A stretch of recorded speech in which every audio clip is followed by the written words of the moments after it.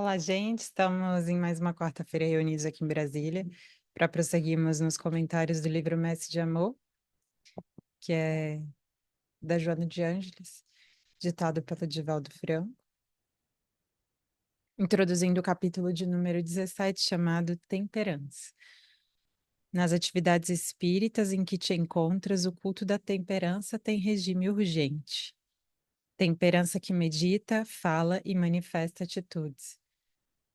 Então, é interessante, né, essa palavra temperança. A gente pode perceber que é isso dessa serenidade, que é isso desse equilíbrio, que é isso a gente realmente meditar muito antes de falar, antes de agir, antes de tomar atitudes, né? Como ele bem diz ali, nas atividades espíritas, regime de urgência, temperança. Frequentemente defrontarás o abuso disfarçado de bom tom e o erro mascarado de honorabilidade, como aguardar vozes vigorosas que venham zurzir contra o embuste, utilizando os recursos da verdade, a fim de afastar a máscara da mentira onde estejas. Então, a bem verdade, né? Em todos os meios, também eles, os religiosos e também eles, os espíritas, por que não, né? Nós não estamos afastados disso, excluídos disso de modo algum. Muitas vezes a gente vai ver palavras sendo ditas em uma voz tranquila, calma, mas que se a gente olhar a essência, a gente vai ver que elas ferem tanto quanto ou mais eh, do que se fossem agressivas, né? Palavras que a princípio também demonstram ali uma certa honorabilidade, mas se a gente for ver, não é bem isso, né? E muitas vezes o nosso ímpeto é querer mostrar a verdade, querer mostrar que não é bem assim, querer mostrar que é um jogo de aparências por detrás das coisas, né? Mas é como Joana disse, usamos a temperança. Da mesma forma, encontrarás o ultraje vitorioso na boca da infâmia, o engano persuadindo nas malhas da ilusão, a vacuidade sonhadora ampliando o círculo. Então, mesmo também nas áreas espíritas, também, porque não, no nosso trabalho, em outros tantos locais, a gente muitas vezes também vai ver isso, o engano persuadindo. Então, a princípio, muitas vezes, sobre palavras de lisonja, ou então, muitas vezes, sobre uma capa mesmo de veracidade, se a gente for ver a essência daquela mensagem, não é senão engano e ilusão. Ou seja, ao invés de estar construindo, ao invés de estar nos transformando, na verdade, se a gente for aplicar na nossa vida, são frutos ali de um egoísmo, muitas vezes de um fanatismo ou de outras tantas coisas que não são boas na sua essência, não é? Facilmente identificarás a verdade em trilhas tortuosas, o conhecimento aplicado indebitamente e o programa de valores legítimos do homem em desorganizada utilização. Também aqui, em pensar que o meio espírita ele não está excluído disso, como, né, toda a sociedade como um todo, as outras religiões também, por que não? E a gente vê isso ao longo da história, né? Veja, desde sempre existiu o mandamento não matarás. Mas ainda assim, ainda hoje, ainda nos tempos atuais, se mata, né, sobre essa capa da religião, de que se for assim pode, se for para teoricamente, né, desse cunho religioso poderia. Então, quantas perseguições? Você vai ver ali as cruzadas e a gente vê as grandes guerras de hoje em dia, né, dos dias atuais, de hoje, muitas vezes se matando em nome da religião. Então, veja, pegando a mensagem, pegando o seu conteúdo, de algum modo tendo intelecto para fazer essa interpretação, mas ao mesmo tempo a utilizando do modo como quer, do modo como se deseja, né? E muitas vezes isso é, se não resultado, né, de muito sangue. Né? De muito sangue derramado, de muitos débitos contraídos, de uma encarnação que, na verdade, não está construindo, né? Que não está evoluindo. Todavia, não te cabe a tarefa de juiz ou pontífice em nome da verdade, utilizando a severidade, ferindo com precipitação, perseguindo, aniquilando esperanças. Muitos que estão em erro e neles perseguem são enfermos. Isso é muito bonito também, né? Quem a gente acha que nós somos para nos julgarmos juízes de alguém? para apontarmos esse erro, para nos fixarmos nele, né? Para muitas vezes tentar desmantelar ali a mentira, o engodo. Quem somos nós? E é o que fala Joana, de forma muito bonita. Muitos que estão em erro e neles permanecem são enfermos. E aí, qual seria a nossa conduta, então? Seja a tua conduta representativa da luz e do bem, pacificadora e construtiva. Então, é um pouco como da mensagem ali de São Francisco, né? Onde houver ódio, que eu leve o perdão, né? Onde houver angústia, que eu também vá dissolvendo isso, trazendo a minha doçura, a minha bondade. Então, na verdade, a nossa conduta seria isso, pacificadora e construtiva, né? Onde as pessoas estão destruindo, deturpando, sejamos nós esse ponto de luz, esse ponto de verdade, esse ponto que se mantém sereno, mesmo diante das tribulações, das grandes provas, né? Muitas vezes, daqueles que estão ao nosso lado, conosco, em grandes erros, sejamos nós esse ponto de estabilidade, de conexão com o divino, de pacificação, de construção. A abençoada tarefa que te fazes, tarefeiro, contém em si mesma os valores capazes de manter a claridade nos corações, expressando a luminosidade dos teus objetivos. E sabe, é bem isso. Nosso papel seria não ficar observando quem está ao nosso lado, como faz, né? É, se interpreta bem ou não, se está enganando ou não. Não, que a nossa tarefa seja essa, de retação. Eu faço aquilo que me cabe, eu faço o dever, né? Os deveres que me cabem, faço o que faço, não por alguém, não por uma instituição, mas por Deus mesmo, por saber que esse é o meu papel na vida. Então a gente deixa de estar tão focado, porque se alguém muito próximo, que é nosso exemplo, cai, muitas vezes a gente cai junto, né? Se uma instituição que a princípio tem trabalhadores valorosos, se esses trabalhadores caem, eu caio junto, né? Então, não criar idolatrias em relação também a pessoas, né, que são imperfeitas, né, que também tem muito a lapidar. Então, que a gente vai buscando isso, o cumprimento do nosso dever, e aí vai depender de onde a gente está, com quem a gente vai estar simplesmente cumprindo aquilo que nos coube como tarefa, né, no reino de Deus. Não que devas concordar com o erro ou aplaudir a desonestidade, seria incrementar o crime e a insensatez.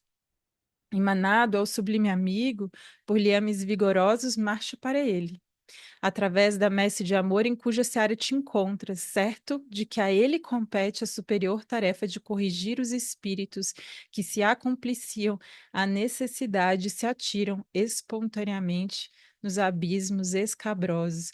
Então, nosso papel não é colaborar com o crime, mas dar a Deus, que é quem, na verdade, né, sabe de todas as coisas, tem todos os desígnios, conhece todos os caminhos, conhece sobretudo o coração e a intenção de todas essas pessoas, né? Esse julgamento, né, essa colheita daquilo que estão semeando. A nós cabe ser esse papel de luz, né?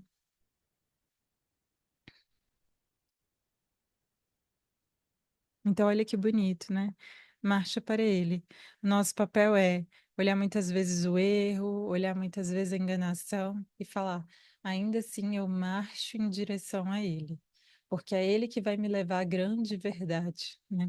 Advogado da insigne causa do Pai Celeste, ele sabe aplicar os corretivos da justiça com pulso firme e coração amoroso, dirimindo equívocos, esclarecendo dúvidas, elucidando conceitos. Então, muitas vezes a gente também quer ser esse dono da verdade, achando que aquilo que a gente pensa é o melhor, achando que, na verdade, a gente tem que sair impondo ou indicando o caminho às pessoas. Não, que a gente cumpra a nossa tarefa e marchemos adiante, dando o nosso pequeno exemplo, né? E deixemos essa difícil tarefa que, como diz, Jesus é justo com esse pulso firme, mas com esse coração amoroso, generoso, né? Mantenha a temperança e aprende a confiar no tempo, mesmo quando o tempo pareça conspirar contra o ideal, que é o teu objetivo. Então, muitas vezes se dizem, né, que a justiça dos homens é falha, né, e lenta, muitas vezes é verdade, né? Mas é entender que essa justiça divina, ela não falha, né? e que a nós não cabe sermos esses juízes, acusadores e condenadores de alguém. Não, né? Deixemos esse papel para quem realmente tem o controle do universo, das leis naturais, e que, é como ele fala aqui, né, de nossa parte, mantenhamos a temperança, entendamos que o tempo tem propósitos e tem caminhos que a gente não conhece, que a gente desconhece de verdade, né? Tem modos de modificar pessoas, situações, circunstâncias que a gente jamais entenderia ou veria. Então, muitas vezes, as soluções aparecem por onde a gente menos viu, menos entendeu, porque os caminhos são infinitos e Deus, que conhece o coração de todas as criaturas, é esse que vai encontrando esses meios e esses caminhos para levar a criatura até onde ela deve ir, não é? Contém a ira, veneno letal que termina por extinguir quantos a vitalizam. E às vezes gera isso, né? Esse sentimento de desânimo, de desesperança ao ver esses erros, ao ver esses equívocos, né? Vai dando ali um desânimo em relação à vida e mais, às vezes vai dando raiva. Mas o que ele fala? Veneno letal que termina por extinguir quantos a vitalizam, ou seja, né, conservar em nós essa ira, essa raiva, é o mesmo que ao longo dos dias, um pouquinho cada dia, nos matarmos por dentro, né, tomarmos esse veneno. Detém o erro, convertendo a existência em santuário de honra, já que o enganado pune-se a si mesmo, nos dédalos do excesso e da perfeição. Então, de nossa parte, fazer aquilo que nos cabe, cumprir com honra o nosso ideal, dar o nosso exemplo, né? Deixar ao outro a tarefa de ser quem se, de ser quem se atuar na vida do modo como deseja, né? Susta as inquietações com a prática do bem, já que o inquieto, dirigido pela impulsividade de que se faz instrumento, tombará invigilante na estrada em penumbra por onde segue. Susta as inquietações com a prática do bem, que não sejamos inquietos e inseguros, né? Porque muitas vezes, ao convivermos de perto com o erro, né, com esses grandes equívocos, é, muitas vezes a gente também se sente assim, temerário em prosseguir fazendo bem, mesmo quando está tudo ruim à nossa volta, quando estão todos quase como corrompidos, né? Mas que seja esse nosso papel de se manter fiel à prática do bem, não, sobretudo por fidelidade a nós mesmos, né? Por esse Deus que espera de nós, né? Que a gente marche em direção a Ele em toda e qualquer circunstância. Sela a boca aos maus conceitos, já que os vasos acostumados a conduzir miasmas fétidos não podem ser utilizados para conduzir perfumes especiais. Então, também não saiamos por aí sendo comentando a situação, né? Muitas vezes fazendo comentários maldosos, ou muitas vezes comentando mesmo algo que a gente já vê que é cheio de equívocos, né?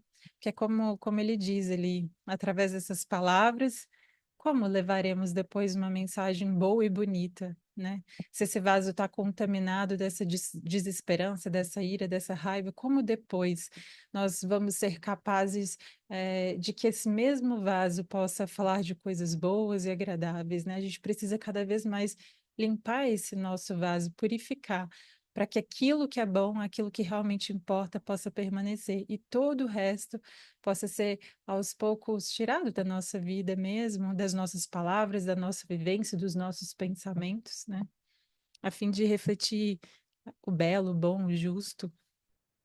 Purifica-te e purificarás o mundo inteiro, vivendo integralmente Jesus e agindo em nome dele durante todos os dias de tua vida, com temperança e equilíbrio, pautando a conduta na sua modelar conduta. Então, que a nossa conduta seja essa que espelha mesmo a ação divina desse Deus em nós, né? Purifica o nosso vaso, e é bem aquilo que a gente comentou, né? Se eu purifico o meu vaso, o vaso do meu coração, de algum modo eu estou purificando o mundo. Porque ao entrar em contato com as pessoas e situações, eu vou ver o mundo purificado, ao travar contato com as pessoas, de algum modo também as purificarei. Então, quem se purifica, de algum modo, purifica o mundo também, vivendo integralmente Jesus e agindo em nome dele. Convicto de que a sementeira de amor não gera ódios e de que a plantação do bem não se converte em males, pontifico em teus compromissos elevados por anos a fios, e despertarás depois da lame cinza em que se converterá o teu corpo, livre de todo tormento, com o coração tranquilo e a mente pacificada. Então, que ao passar por essas tormentas, né, a gente se recorde com frequência, sabe? Porque a morte tem isso de ser uma bela conselheira, de nos mostrar aquilo que realmente importa, aquilo que vai ficar, aquilo que o tempo não vai levar, que a traça não vai comer, né? Então, que ela seja nossa companheira nesse sentido da gente entender que no final das contas a gente faz o que faz, cumpre as nossas tarefas e deveres, porque no último dia da nossa vida, com certeza, o que a gente mais desejaria é como ela diz aqui, né? Esse coração tranquilo e essa mente pacificada de que eu fiz o meu melhor, de que eu dei a minha batalha, independente de quantos ruíram ou caíram à minha volta, soube ser eu fiel, leal aos meus compromissos, aquilo que me coube fazer na vida. Então é isso, temperança para todos nós, porque como ela diz ali, é algo para ontem, né?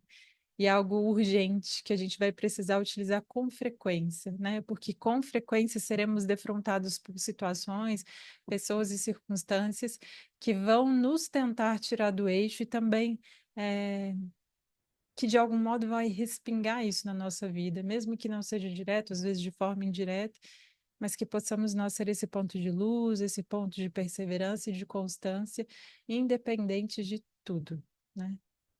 Então, muito obrigada, gente. Um beijo no coração de cada um de vocês e até a próxima quarta. Muito obrigada pela escuta.